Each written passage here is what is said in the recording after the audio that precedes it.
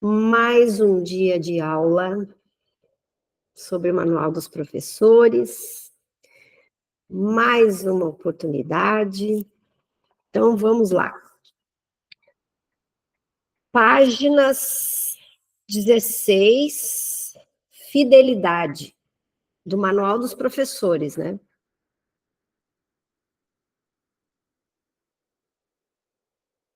Mais uma característica dos professores de Deus.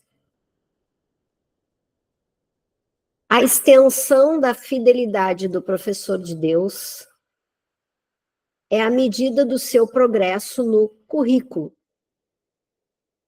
Currículo da vida, né?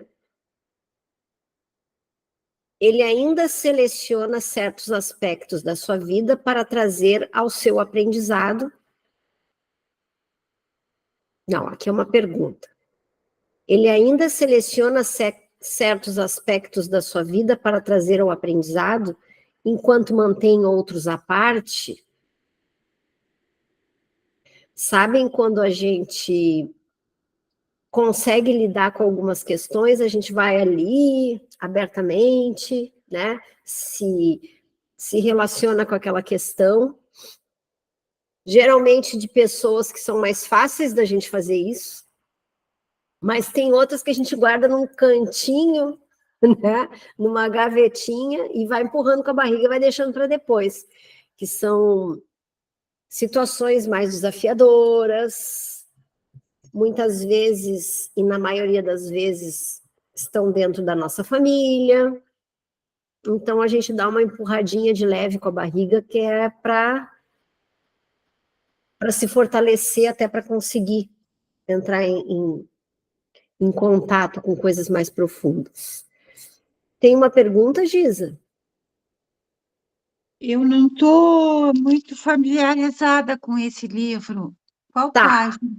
faz assim, ó. Lá no final do livro, Tá, Manual dos o Professores. Manual dos Professores. Dá uma Ok. olhadinha na página 16. Não sei se bate exatamente com a tua página.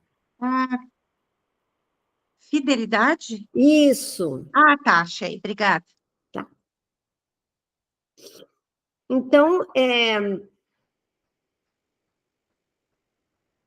são questões que a gente seleciona.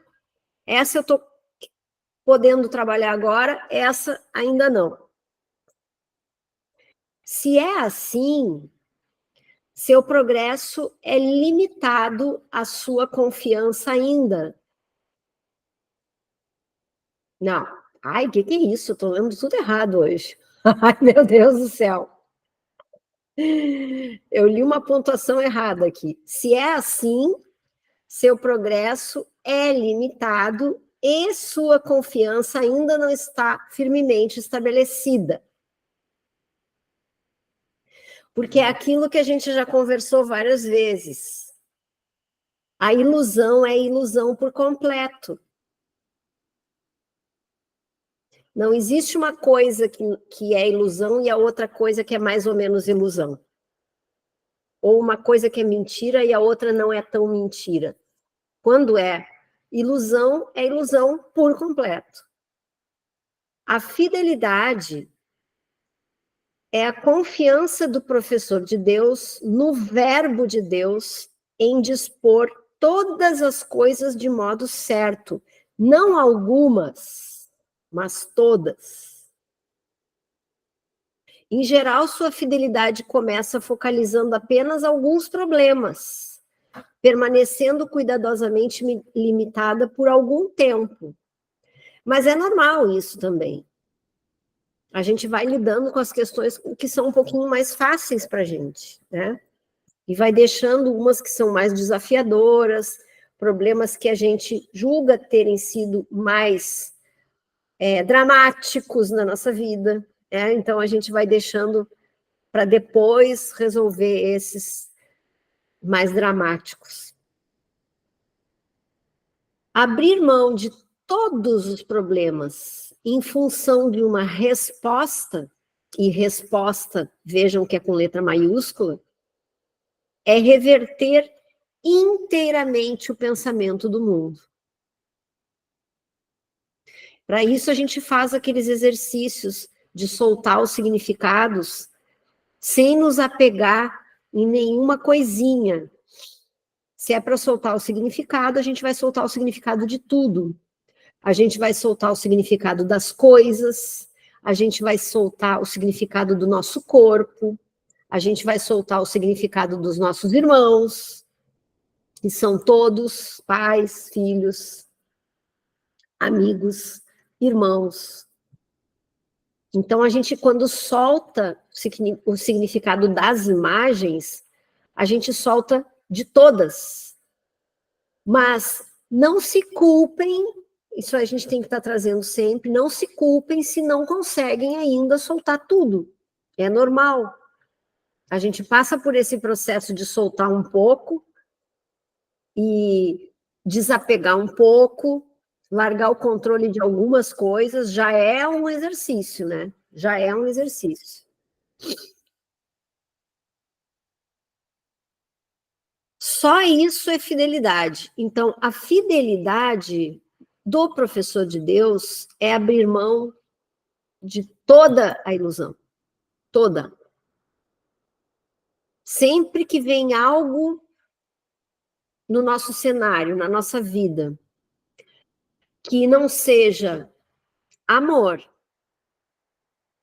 abstração, Deus, alegria, é ilusão, é ego. Então, cada coisa que vem para vocês que não seja a verdade, é ir soltando. Isso não significa nada.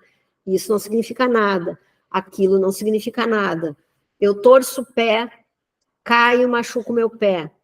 Se eu ficar ali olhando para aquilo e olhando para aquilo e focando naquilo, eu boto energia naquilo e aquilo vai perdurar. Eu estou dando significado para aquilo. Agora, se eu me medico, faço o que tem que fazer e vou soltando, isso não significa nada. Isso não significa nada. Isso não significa nada. Isso vai soltando de nós, vai tirando a energia daquele lugar, porque o corpo ele é só um instrumento de aprendizado, não é para a gente parar no corpo, ele é só um caminho, o corpo é só um caminho, a doença é só um caminho, para a gente olhar para isso e aprender o que não olhar, né? Nada além disso realmente merece esse nome. No entanto, vale a pena alcançar cada degrau, por menor que seja.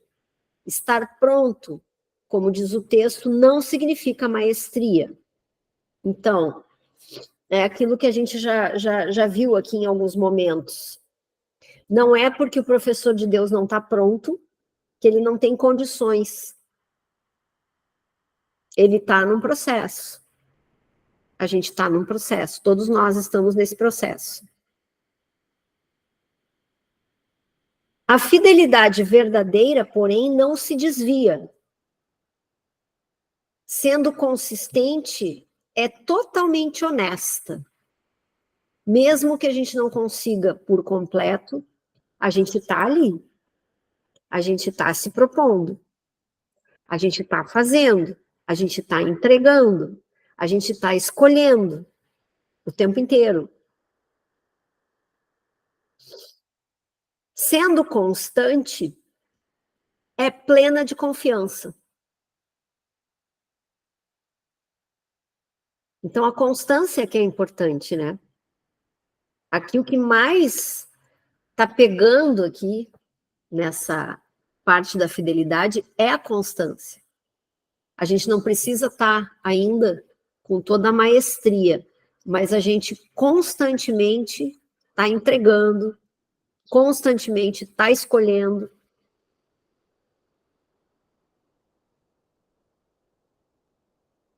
Sendo baseada na ausência do medo, é gentil.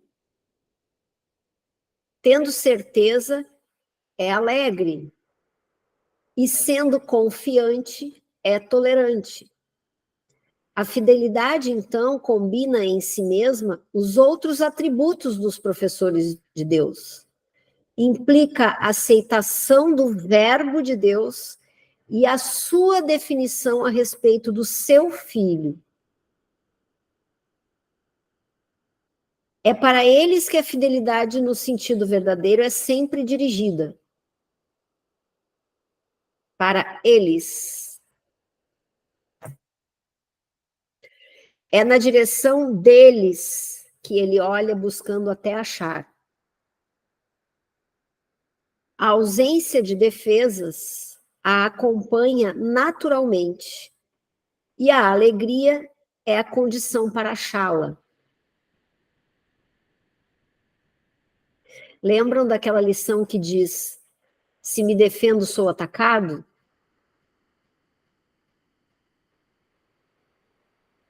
Então, sempre que eu tiver a necessidade de me defender, sempre que eu tiver a necessidade de me justificar,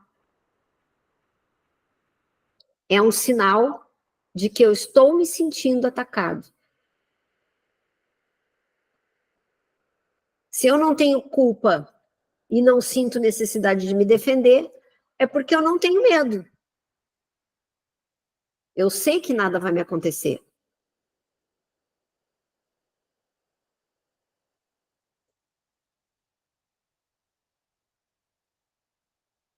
Então, a ausência de defesas a acompanha naturalmente. E a alegria é a condição para achá-la. E tendo achado, descansa na certeza quieta daquilo a que toda fidelidade é devida. Adoro essas voltas que Jesus dá, né? E nós, ele vai e vem, vai e vem.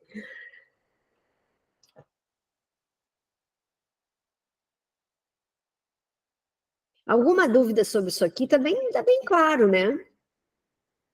Tá bem claro o quanto o tempo inteiro a gente só tem que se lembrar de não sair do caminho, não desviar. Permanecer constantemente fazendo o tempo inteiro a escolha, né? O tempo inteiro a escolha. Que é a nossa missão aqui, digamos assim, é estar fazendo a escolha. Eu escolho diferente. E nessa situação aqui, eu escolho diferente. Porque ele o tempo inteiro está mostrando, ele está fazendo os comparativos. Quer isso aqui ou isso aqui? Quer seguir aqui ou prefere essa maravilha aqui? O tempo inteiro. E a gente o tempo inteiro tem que ir lembrando, e lembrando, e lembrando, e lembrando, e lembrando. Até que isso vai se tornando um pouco mais natural. A mentalidade aberta.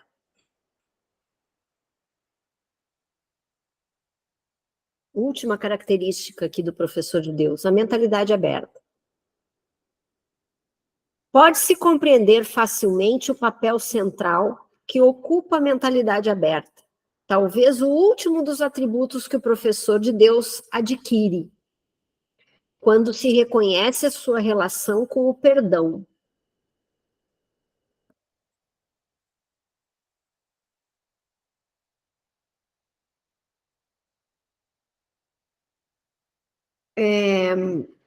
O perdão tem um aspecto que eu acho bem legal da gente entender, porque o perdão tem várias formas da gente entender. Tem várias nuances, ele vai apresentando o perdão de várias formas diferentes, não sei se vocês reparam isso. Cada momento do livro tem uma formazinha diferente de ele mostrar o perdão. Cada momento do livro tem uma forma diferente dele mostrar a expiação. E o perdão, ele tem a ver com o reconhecimento da unidade. Eu reconheço que todos somos um. Se eu reconheço que todos somos um, automaticamente o perdão está se cumprindo.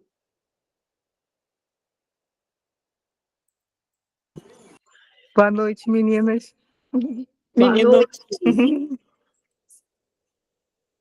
Então, Vou ler mais uma vez essa partezinha. Pode-se compreender facilmente o papel central que ocupa a mentalidade aberta, talvez o último dos atributos que o professor de Deus adquire, quando se reconhece a sua relação com o perdão.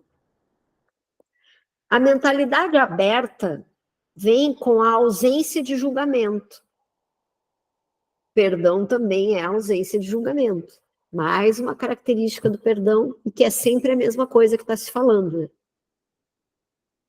Assim como o julgamento fecha a mente contra o professor de Deus, assim a mentalidade aberta o convida a entrar. Nunca esquecendo, gente, que eu acho tão importante a gente sempre lembrar disso, que o julgamento, ele está em nós, ele tá no ar que a gente respira, o tempo inteiro. Mas, se a gente se dá conta que houve ali um julgamento, e muitas vezes a gente se dá conta porque o corpo sofre, aí a gente se lembra, nossa, quem eu julguei?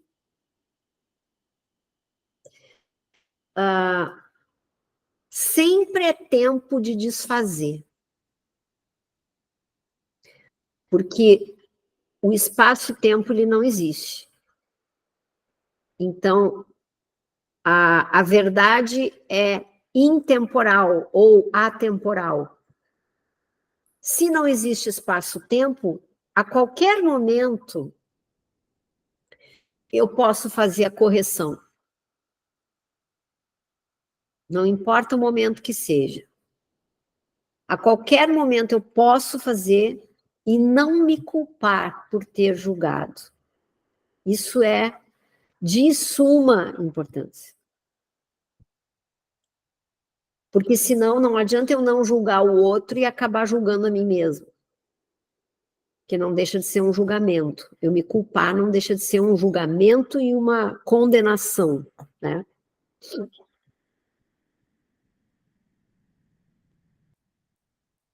Assim como a condenação julga como mal o Filho de Deus, a mentalidade aberta permite que ele seja julgado pela voz por Deus a seu favor. Então, quanto mais eu mantenho a minha mente aberta, eu deixo esse julgamento, entre aspas, ser feito pelo Espírito Santo, por Deus. Eu solto. Assim como a projeção da culpa sobre ele o mandaria ao inferno, assim como a projeção da culpa sobre ele o mandaria ao inferno, a mentalidade aberta deixa que a imagem de Cristo seja estendida a ele. Ele, o Filho de Deus, né? Então, assim como quando a gente projeta a culpa e acaba indo para o inferno dentro da nossa mente, se a gente mantém a mentalidade aberta, é o caminho contrário. Eu permito que Cristo estenda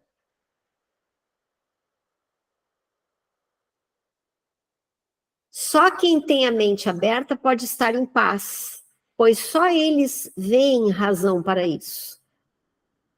Olha a importância da gente ter a nossa mente aberta.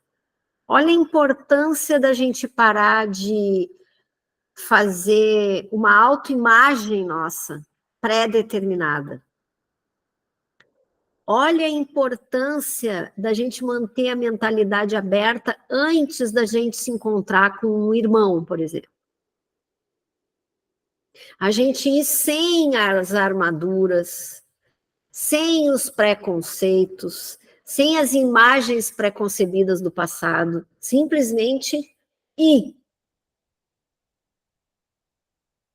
Então, isso é muito interessante, essa mentalidade aberta. A mentalidade aberta quer dizer justamente isso. Eu não chego na situação já com todos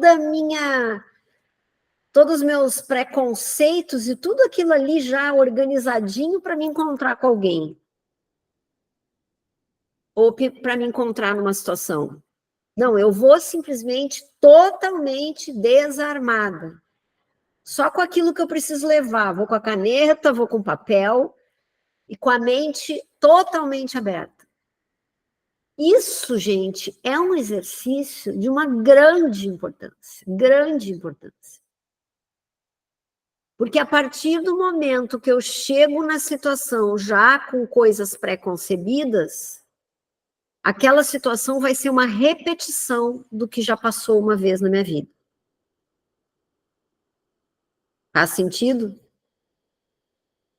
Eu simplesmente repito. Isso é que quer dizer se relacionar com o passado. Eu venho já com aquelas imagens daquelas pessoas, imagens de situações, e chego ali naquela nova situação, entre aspas, e ela já é velha. Porque eu já trouxe todo o teatro pré-concebido. Fala, Adrizinha. Eu peguei um pouco do bonde já andando, mas só um pouquinho que deu para escutar, eu entendi, eu acho que eu entendi. Mas, quer dizer, não é mais.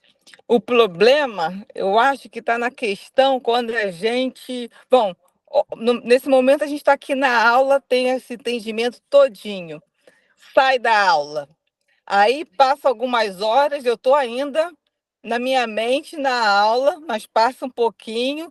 Aí vem o depois, é aquela coisa da gente esquecer tudo que...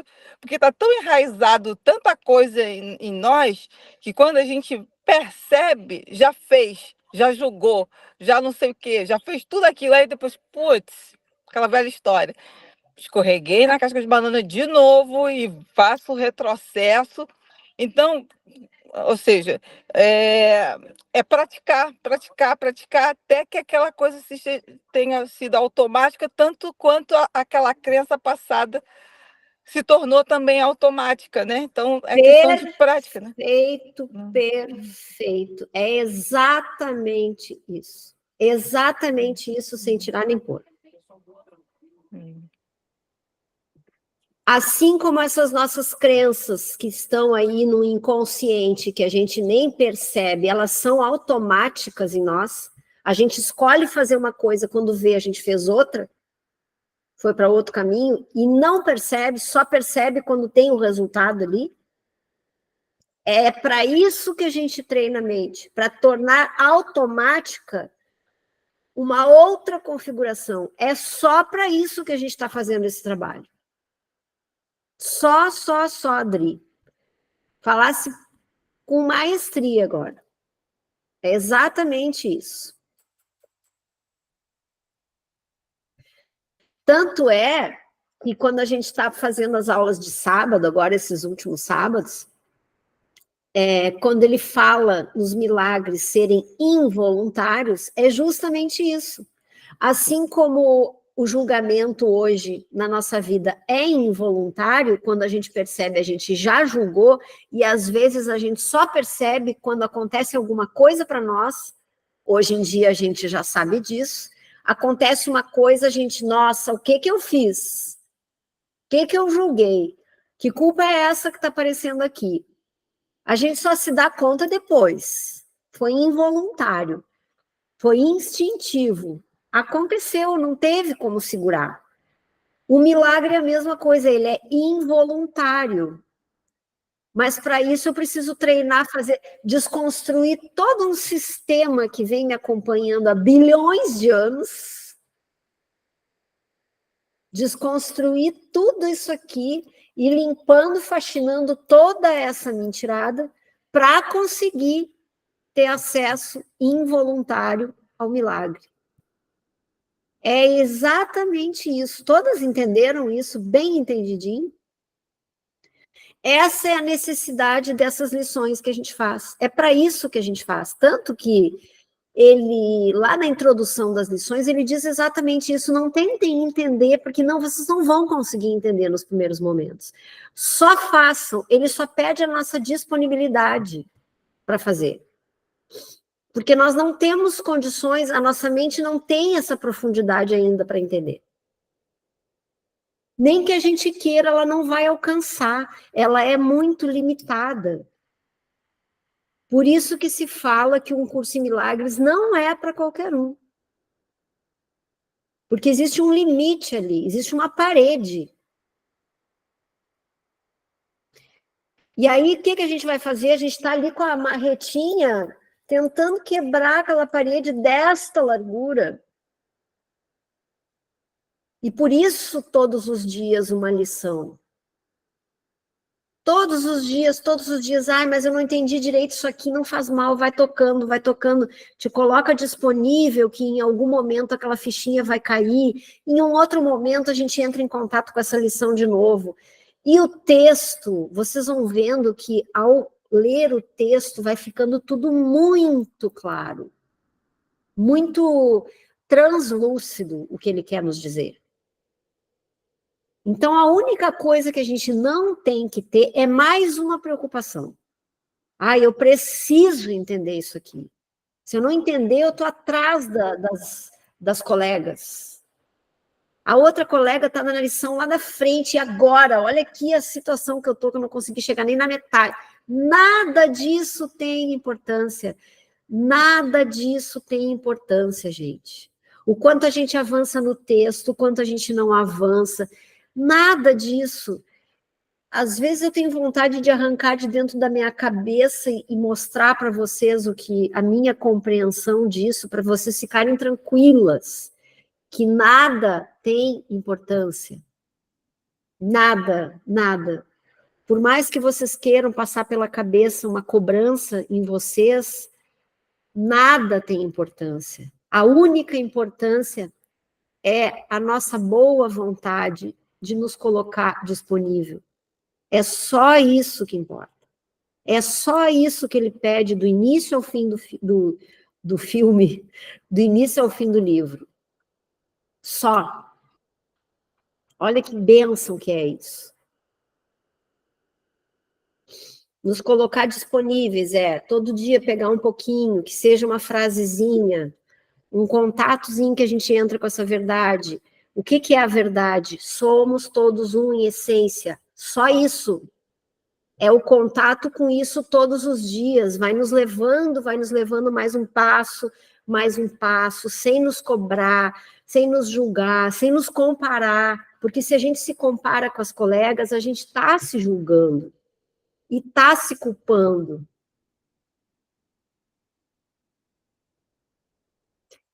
Giza, pergunta, minha lindona. Ai, Carlinha, é tão bom ouvir tu falar isso, porque assim, ó, e às vezes eu leio e não entendo nada. Aí eu fico me julgando, né? Daquelas coisas, assim, daquele animalzinho, né? Que eu não vou dizer. Aquele bichinho orelhudo. Aí eu fico me julgando, digo, meu Deus, mas como que eu não estou conseguindo entender? Aí aquilo, eu chego a ficar zonza às vezes. Tem lições assim que eu saio dali, faço o que eu tenho que fazer, entendeu? E saio sem entender nada, passo adiante. É normal, é normal. Inclusive, ele explica isso. Ele fala assim, não sei se vocês já repararam, mais no começo, na primeira parte das lições, ele fala várias vezes assim, se isso começa a ficar incômodo, para. Aí ele diz para fazer 15 minutos, por exemplo, de manhã e 15 de noite. Se esses 15 forem muito, para. Porque o que mais importa é a nossa disponibilidade. E não uma perfeição que é uma perfeição que a gente julga ser uma perfeição. Nós já somos perfeitos exatamente do nosso jeitinho. A Giza é perfeita, exatamente do jeitinho dela, com esse lencinho rosa, com essa carinha. A Célia é perfeita do jeitinho dela. A Cecília é perfeita do jeitinho dela. O Jodel do jeitinho dele. A Andréia do jeitinho dela. A Malu acabou de sumir. Malu! A Taizinha do jeitinho dela. A Adri do jeitinho dela. Entendem? Vocês são perfeitos como são. Não pode se cobrar. Porque vocês se cobrando, vocês estão se atacando. Ficam enjoados, aí não sabem por que estão numa ansiedade, não sabem por que bateu do nada uma tristezinha, não sabem por que deu uma deprê. Por que aconteceu uma coisa no físico?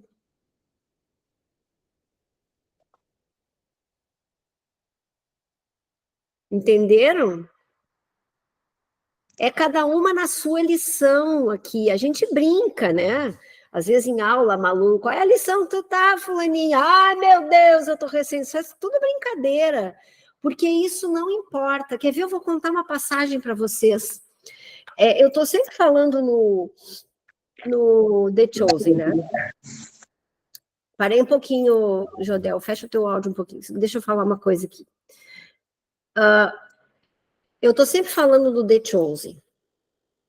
Para vocês que estão nesse caminho do curso em Milagres, é tão importante ver essa série, tão importante, vocês vão pescar cada coisa maravilhosa ali, muito, muito, muito. Não entrem na série com muita emoção, porque a gente começa a chorar e não para mais. Entrem com a razão, para entender os diálogos. Tem um diálogo, eu vou ter que dar um spoiler, não sei se alguém viu ou não, mas eu vou ter que dar um spoiler, não vai ser uma coisa muito grave. Tem um diálogo que está ali o Jesus numa sala, visitando Lázaro. E aí o Lázaro tem duas irmãs. E Jesus chegou com toda a sua cambada de apóstolos para jantar na casa do Lázaro. Ele fazia isso, ele peregrinava, ia andando, e um oferecia um jantar, o outro amigo acolhia com um lanchinho qualquer, e assim ele ia fazendo a caminhada dele. E ele chegou para visitar o Lázaro com as suas duas irmãs. E foram muito bem recebidos, as irmãs arrumaram lugar para todo mundo ficar naquela noite. E aí foi engraçado o seguinte, uma das irmãs se sentou para ouvir Jesus falando, porque ele era encantador falando, né? Então ela ficou ali ouvindo, encantada, e os apóstolos todos ali em volta, todo mundo ouvindo, e a outra irmã estava lá dele fazer as comidas, e arrumar os sanduichinhos, e não sei o que, não sei o que, e corta isso, e corta aquilo, e já furiosa, porque a irmã estava lá sentadinha ouvindo, enquanto ela estava ali querendo aprontar a melhor janta possível. E começou a ficar a buzina. E ela olhava lá e a irmã ali, só ouvindo Jesus falar. E aí, quando ela foi servir, ela pegou a bandeja de tudo aquilo que ela tinha arrumado, foi servir os apóstolos. Quando ela chegou em Jesus, Jesus olhou para ela e disse, o que é que tu tem? Por que tu está irritada? E aí ela explicou, porque agora eu não me lembro exatamente, mas ela explicou, porque eu estou ali fazendo tudo para servir vocês, e a minha irmã está aqui sentada ouvindo. Aí ele disse, senta aqui também. Porque a escolha da irmã era sentar e ouvir. E a outra queria, julgou que o que ela estava fazendo, que era comida para todo mundo, era mais importante do que sentar e ouvir. Ela julgou a irmã uma preguiçosa, enquanto ela estava lá fazendo tudo para todo mundo. Então ele convidou, senta aqui. Depois a gente come, isso não é tão importante assim. Mas tudo bem, a tua irmã podia ter te ajudado, sim. Então ele quis mostrar para as duas ali que não existe uma certa e uma errada. Só porque a irmã sentou para ouvir, ela é a preguiçosa? Então, por que eu trouxe essa passagem? Porque tudo que a gente escolhe fazer no momento, a gente escolhe com o coração, sempre está certo a forma que a gente escolheu. A irmã que escolheu fazer a janta, ela não escolheu com o coração. Ela estava ali querendo servir por algum motivo. Ela queria ser elogiada, talvez, ou reconhecida, ou pertencendo, não sei. E a outra simplesmente sentou ali, quietinha, e ficou ouvindo. Então, eu achei interessantíssima essa passagem. Uma hora, quando vocês forem olhar, prestem atenção nisso. Como é interessante e quantas vezes a gente acha que o nosso jeito de servir é o único certo. Às vezes a gente acha que a gente fazendo as coisas para os filhos, eu vou fazer um aniversário, vou fazer uma comida especial e vou fazer isso e vou fazer aquilo, mas chega lá pela metade do assunto, a gente já está cansado, ninguém nos ajudou a fazer. Tá todo mundo lá tomando a sua cervejinha, aproveitando a festa e a gente está ali, escabelada, não conseguiu nem tomar banho, fazendo as coisas que você tem que fazer para entregar o melhor para o filho, para a filha. E talvez, se a gente pedisse uma comida, por mais que não seja a comida da mamãe, e ficasse lá tomando uma cervejinha, comemorando com o filho, talvez isso fosse até melhor. Então, foi isso que ele quis dizer. E eu estou trazendo isso para dizer isso para vocês. Não importa a lição que vocês estão, não importa o grau que vocês têm de entendimento hoje, cada um tem um. E não tem problema nenhum. Eu, às vezes, Giza, estou lendo aqui e me dá um nó na minha cabeça.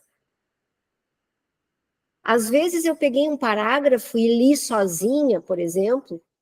Quando eu chego aqui para ler com vocês, parece que eu nem li. Na hora que eu leio sozinha, eu entendo, porque eu pego o geral daquele parágrafo e entendo.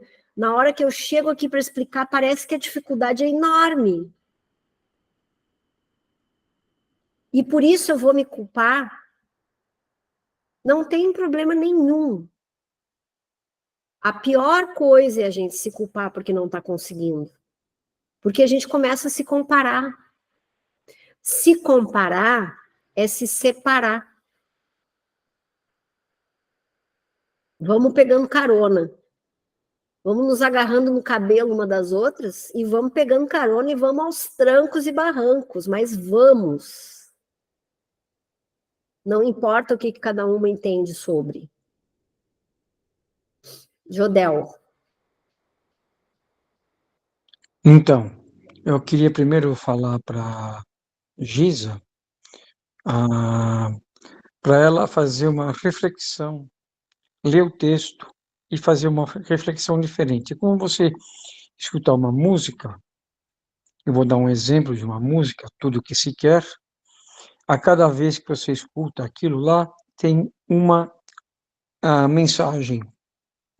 Então, quando você lê de novo o capítulo ou o parágrafo, você vai achar novamente outra situação. E a mesma coisa, o livro inteiro. Você vai pegar coisas que você não enxergou. Ou vai ter uma outra visão. E o ler em grupo facilita muito. A gente, quando lê em grupo, a gente se une no mesmo lugar da mente. Mais cabeça E aí a gente, pensando. nem que seja para pegar uma carona. Vamos nos agarrar uma nas mãos das outras e pegar a carona. A gente vai indo. O mais importante, podem acreditar em mim, é se colocar à disposição, é ter boa vontade. Esse livro nasceu por uma boa vontade. Saiu tudo isso. Essas 1.400 páginas por causa da boa vontade. De uma pessoa que era cética, tá? A Ellen não acreditava em nada, ela era psicóloga em Nova York, completamente cética, com outros valores. E ela simplesmente se colocou à disposição e escreveu essa maravilha. Segundo parágrafo, né? Conferem? Segundo parágrafo, tá. Como é que os que têm a mente aberta perdoam? Eles abandonaram tudo o que impede o perdão.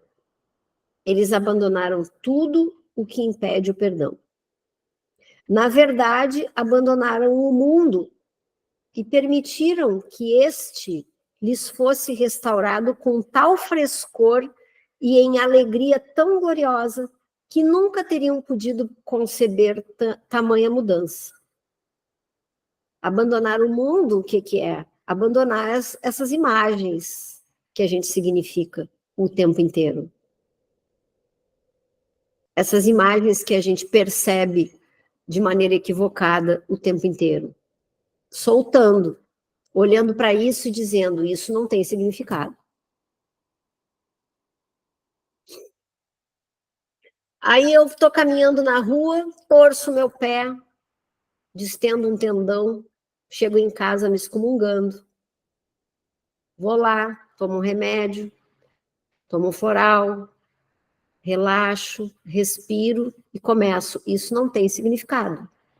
Não tem significado algum. Eu perdoo isso em mim. Eu aceito isso em mim. Eu sempre falo eu perdoo, mas não é o jeito certo de dizer. Eu aceito, eu entrego isso. A partir dali, por mais que o pé esteja machucado, a gente não está sofrendo. A gente vai soltando esse sofrimento, vai entregando esse sofrimento. Porque a gente sabe que sofrimento vem do ego. Todo sofrimento é uma percepção distorcida. Então, para que eu, além de estar com o tornozelo torcido, eu ainda vou sofrer? Porque muita coisa vai nos acontecer ainda. Enquanto tem corpo, tem culpa. Muita coisa ainda vai nos acontecer. E aí, tudo bem, vai acontecer, a gente vai pegar isso para trabalhar, para soltar, para entregar e para mudar o nosso estado. E era aquilo que a Dri estava dizendo. A gente vai esquecendo, a gente automaticamente incorre num equívoco. Ok, já ferrou, tá, já machuquei meu pé. Mas a partir dali, a gente começa o trabalho contrário, porque é um trabalho inverso de tudo que se fez até hoje. Ele é completamente de cabeça para baixo. Ele está completamente de cabeça para baixo. Esse trabalho, ele é constante. E é aquele exemplo que eu sempre dou para vocês. A gente está empurrando um caminhão logo acima. Se eu me descuido, ele vem para cima de mim de novo. Por isso a gente não para mais. Sempre fazendo força, sempre lembrando, sempre lembrando, sempre lembrando a verdade, sempre lembrando a verdade. A verdade o que é? Todos somos um em essência. Vamos fazer um coral? A verdade o que é? É só isso que a gente precisa lembrar. Quando a gente lembra isso sempre, a gente não tem nem, a gente perde a vontade de julgar. Porque a gente olha para o outro enxergando de verdade e não projetando. Para a pior figura que vocês imaginem na mente de vocês hoje. Sabe essa pior figura que veio na cabeça de vocês agora, nesse momento? Coloquem na frente de vocês. E olhem com outros olhos. Peçam para Deus, me empresta os teus olhos. E é o tempo inteiro fazendo esse exercício. Vocês vão ver vantagem nesses exercícios diários. E aí a única coisa que a gente tem que fazer é se lembrar dessas vantagens o tempo inteiro. Porque aí a gente tem mais vontade de fazer. Porque são vantagens maravilhosas. E a gente tem mais vontade de fazer. E mais vontade de fazer.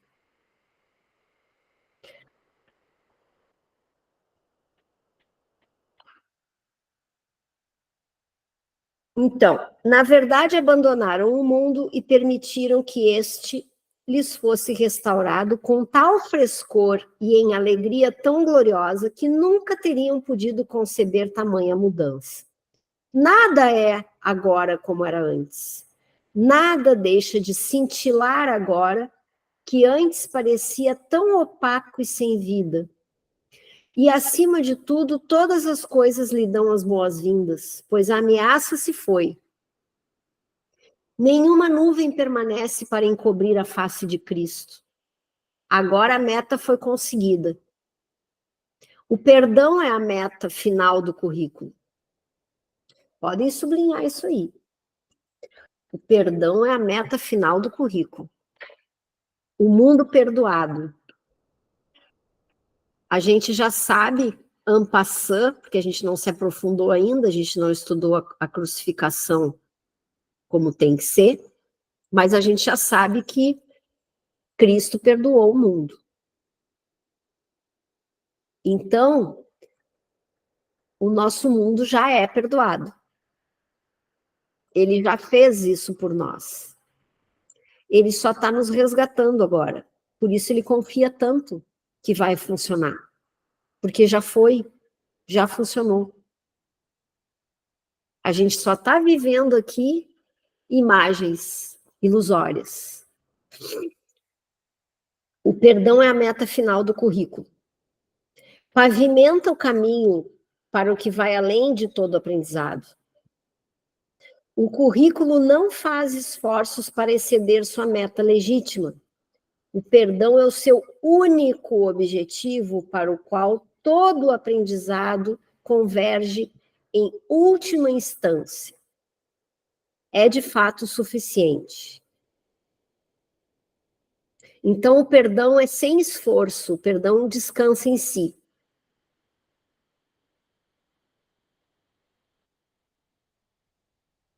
Eu não sei se vocês lembram dessa frase de Bert Hellinger, que ele dizia: o perfeito descansa em si. É praticamente a mesma coisa. O perdão, ele não precisa agir, o perdão não precisa fazer nada. É só ir corrigindo, ir soltando a mentira, entregando as dificuldades, entregando o sofrimento, pedindo a percepção correta. E vocês vão ser atendidas. Vocês vão ser atendidas. É só ir entregar e lembrar disso. É só lembrar. Sempre que vocês vão lembrando, vocês vão ser atendidos. Último parágrafo. Pode ser notado que a lista dos atributos dos professores de Deus não inclui coisas que constituem a herança do Filho de Deus. Termos como amor, impecabilidade, perfeição, conhecimento e verdade eterna não aparecem nesse contexto. Seriam por demais impróprios aqui. O que Deus deu em tanto excede nosso currículo que o aprendizado desaparece diante de sua presença. No entanto, quando a sua presença está obscurecida, o foco recai acertadamente sobre o currículo. A função dos professores de Deus é trazer ao mundo o verdadeiro aprendizado. Propriamente falando, o que trazem é desaprendizado, pois esse é o aprendizado verdadeiro no mundo. Entenderam por que o mundo está de cabeça para baixo? Porque a gente tem que desaprender o mundo. O mundo está todo invertido. E a missão do professor justamente é desaprender o mundo, Porque esse mundo aqui não foi criado por Deus. Esse mundo foi criado pela culpa. Então, o que que o professor precisa fazer? Desconstruir tudo, caminho inverso. E por isso é tão difícil. Porque os nossos caminhos neurais estão todos prontos para a mentira. Estão todos prontos para o julgamento, para enxergar através das crenças. Eu preciso ter dificuldade para conseguir as coisas. As coisas são muito difíceis, as coisas são muito complicadas. Só que quem inventou a complexidade foi o ego. Essa complexidade, ela não existe. Essa dificuldade, ela não existe. Essa necessidade de sofrer para ter as coisas, ela não existe. Olha a dificuldade do professor de Deus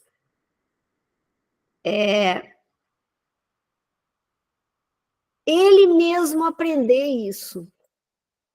Para passar isso através do quê? Dos exemplos.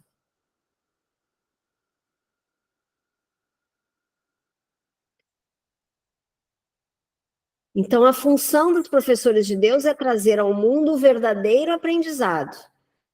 Propriamente falando, o que trazem é desaprendizado, pois é o aprendizado verdadeiro no mundo. Aos professores de Deus é dado trazer ao mundo as boas novas do perdão completo. Bem-aventurados são eles, em verdade, pois são os portadores da salvação.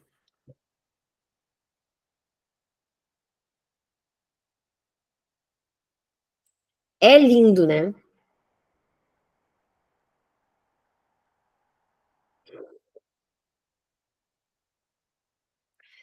A gente sempre tem que se lembrar que os professores de Deus, eles têm como objetivo ensinar. Mas eles só vão ensinar dando exemplo. E eles só vão ensinar aquilo que eles querem aprender. Por isso, a gente ensina e aprende ao mesmo tempo. É como se o professor de Deus tivesse um passinho mínimo na nossa frente. Mínimo. Está andando praticamente junto.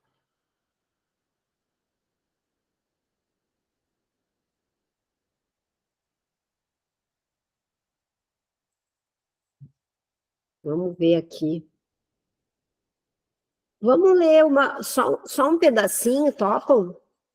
Um pedacinho aqui da página seguinte, só para a gente dar início. Topam? Tem mais meia horinha aqui para... Eu vou só começar, só para a gente ter o gostinho de pegar essa parte aqui. Ainda mais que se fala em cura, né? É tão importante. Como se realiza a cura? Vamos lá, vamos ler pelo menos o propósito. A cura envolve a compreensão do propósito da ilusão da doença. Sem isso, ela é impossível. Então, eu preciso entender por que que a doença vem. A doença é uma ilusão. E eu preciso entender que propósito é esse. Lembram que a gente já falou que o corpo é um instrumento de aprendizado? Então, a gente tem que prestar atenção nisso. Aqui ele vai falar muito em corpo, aprendizado através do corpo. O propósito percebido na doença. Primeiro parágrafo. A cura é realizada no instante em que aquele que sofre já não vê nenhum valor na dor. Olha isso, gente. O que eu estava falando sobre torcer o pé? Por algum motivo, eu levei o meu corpo a torcer o pé e a entrar naquele sofrimento. Esse motivo é a culpa, são os medos, é a necessidade de punição. Então, eu me puni ali, torci meu pé e me machuquei. Se eu olhar para aquilo e ficar, nossa, olha só isso aqui, o que eu posso fazer para melhorar isso? E aí eu fico ali, eu fico completamente no mundo da forma, preocupada dentro do nível que é o mundo da forma. Eu não saio daquilo ali. E fico, e boto gelo, e faço reiki, e chamo alguém para fazer uma acupuntura, e faço tudo que eu posso, e contrato alguém para fazer fisioterapia, e eu fico focada na dor, exatamente, eu fico ali, boto toda a minha energia ali. Então, eu não olho para o aprendizado disso. Bem diferente se eu torço meu pé, faço tudo o que precisa fazer para tirar a dor, porque a gente com dor, a gente fica com medo. Não tem quem não tenha dor e não tenha medo. A dor anda junto com o medo. É só a gente ter dor que a gente já entra em surto de medo. Então, eu vou tomar uma medicação para tirar a minha dor, vou botar gelo, vou fazer tudo. No dia seguinte, aliviou a dor, sai daquilo ali, do corpo, e vai para um outro nível. Que a partir do momento que eu paro de dar importância para esse meu pé torcido, terminou o propósito dele. Ele vai ter aqueles diazinhos para se recuperar, mas o propósito dele terminou.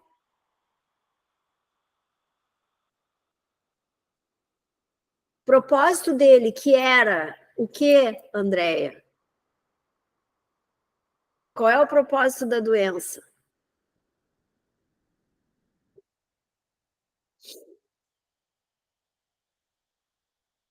É mostrar que você é um corpo. Fazer a gente acreditar que nós somos um corpo. E aí eu vou ficar acreditando. Aí eu estou olhando para aquilo ali. Agora, se eu saio desse nível da forma e começo a entregar, por exemplo, eu entrego essa dor, eu entrego essa minha crença no sofrimento, eu entrego essa minha crença na dificuldade, corrige a minha percepção em relação ao meu corpo. Me traz respostas, respostas palpáveis que eu possa entender enquanto ser ignorante ainda, enquanto ser limitado. Me mostra. Eu saio daquela nhaca do tornozelo e vou com a minha mente para um outro lugar, apesar do corpo ainda estar aqui, cabeça está tudo aqui, pé está torcido aqui, a minha mente ela vai para um outro lugar, para entregar, para ser corrigida. A partir desse momento, eu não estou dando mais importância para aquilo que o corpo está me mostrando, que é uma ilusão. Em seguidinha, o pé vai entrar num processo de cura. Porque eu vou deixar de acreditar nisso, né? Então, a cura é realizada no instante em que aquele que sofre já não vê nenhum valor na dor. Essa dor não me pertence. Eu entrego essa dor. Porque toda doença tem um propósitozinho por trás, um medinho por trás.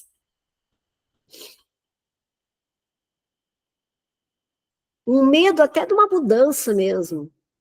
Medo de enxergar o que é bom. Porque, por incrível que pareça, a gente tem medo de enxergar o que é bom. Medo de ser feliz. Nossa, eu vou ser feliz, eu vou ser tão feliz, e algumas pessoas vão até me abandonar, porque elas vão me achar estranha e não vão querer mudar. E a gente não quer que essas pessoas nos abandonem.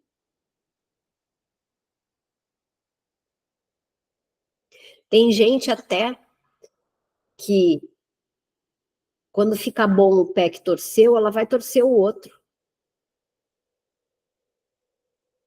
Porque olha quanta gente visita, quanta gente faz os mimos, quantos telefonemas ela recebe.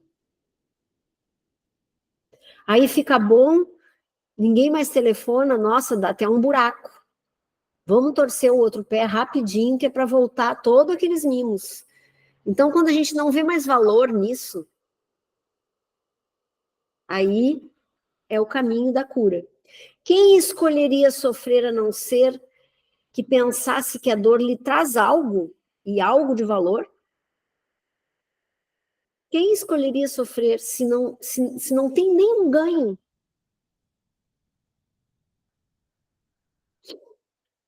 Ele tem que pensar que é um preço pequeno a ser pago por alguma coisa de menor valor, de maior valor. Olha isso. Eu vou passar por isso aqui, porque o que é um tornozelinho torcido para tudo que eu estou ganhando de volta?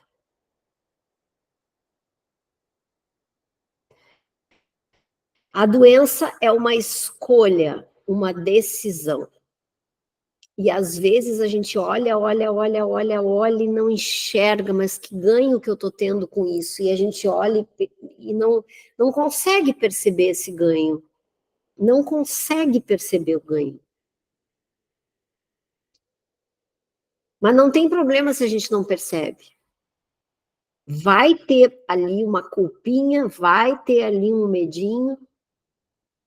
Mas se a gente não percebeu, não tem problema, entrega da mesma forma. É a escolha da fraqueza, na convicção equivocada de que fraqueza é força.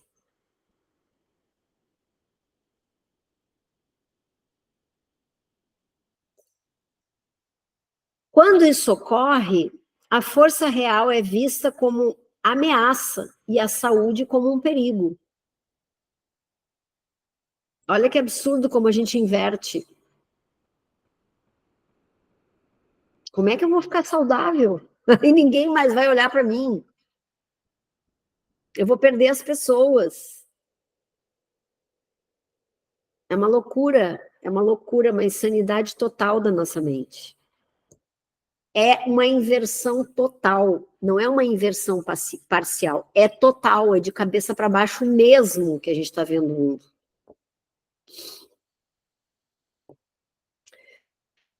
A doença é um método concebido na loucura para colocar o Filho de Deus no trono do Pai.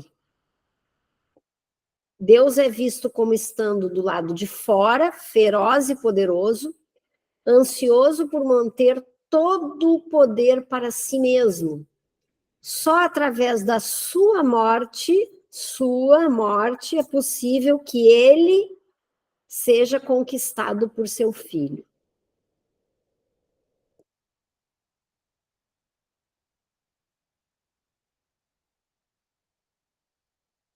É. Porque aqui tem uma coisa assim, ó.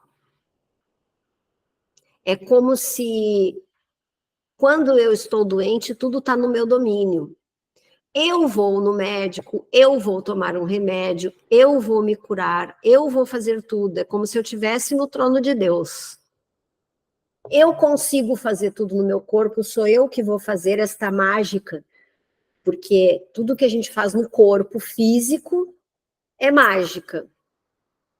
É princípio mágico. Tudo que é no nível da mente é milagre. Tudo que é no corpo é mágica. Então é como se eu fosse ali um mágico fazendo toda a magia possível e imaginável no meu corpo. Eu sou o Deus do meu corpo. Eu acho que consigo me curar. Eu acredito que se eu fizer isso, aquilo, eu vou me curar. Está nas minhas mãos, entenderam? Nesse sentido, me colocar no trono de Deus. Está nas minhas mãos a cura. Não. Não está mesmo. Nas nossas mãos estão os curativos só. Estão os remédios que remediam, as terapias que remediam. Os curativos estão nas nossas mãos. A gente vai ali, mexe e organiza. Só que a cura não está aí. A gente sabe disso. Dentro dessa convicção insana, o que representa a cura? Simboliza a derrota do Filho de Deus e o triunfo de seu Pai sobre ele. Representa o derradeiro desafio em forma direta que o Filho de Deus é obrigado a reconhecer. Simboliza tudo que ele quer esconder de si mesmo para proteger sua vida. Então está aí a enganação do corpo.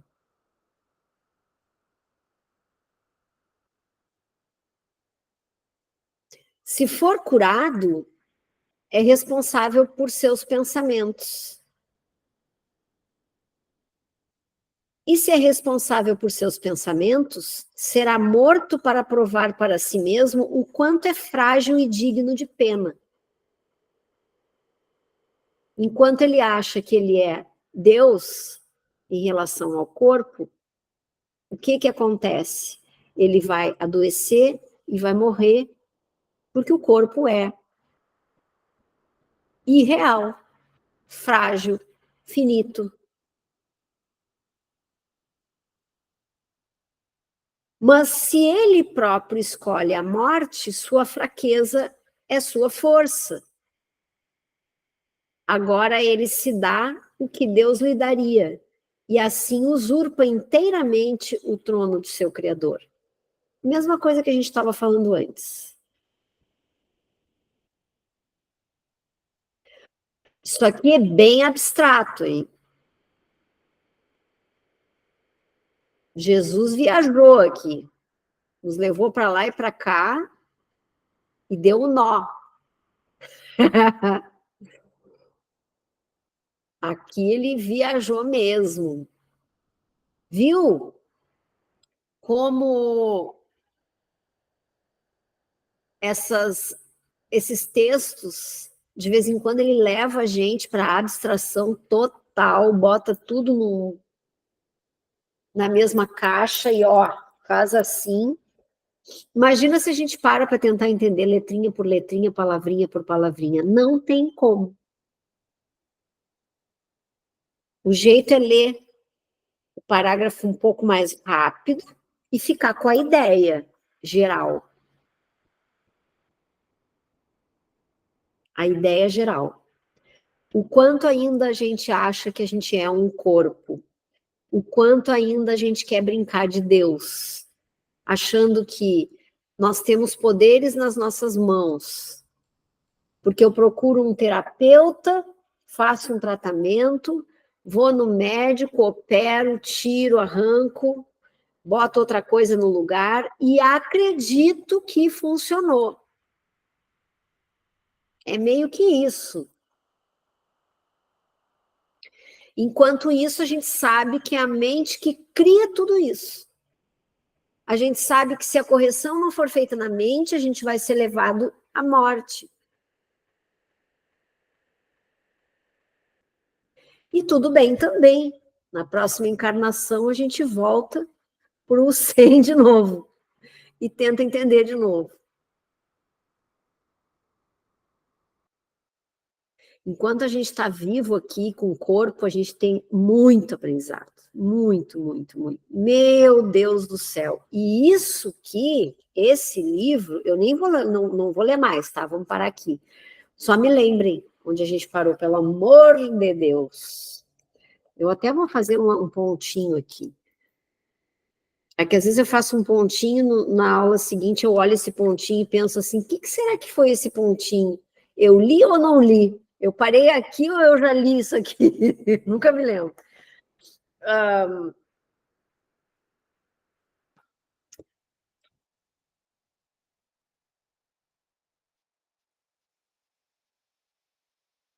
Espera aí, vou botar uma coisa aqui para não me desmarcar.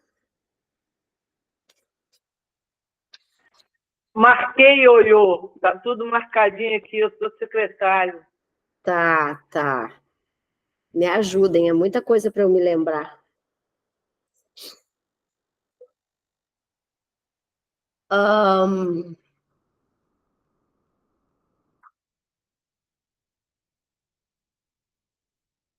Esqueci o que eu ia falar.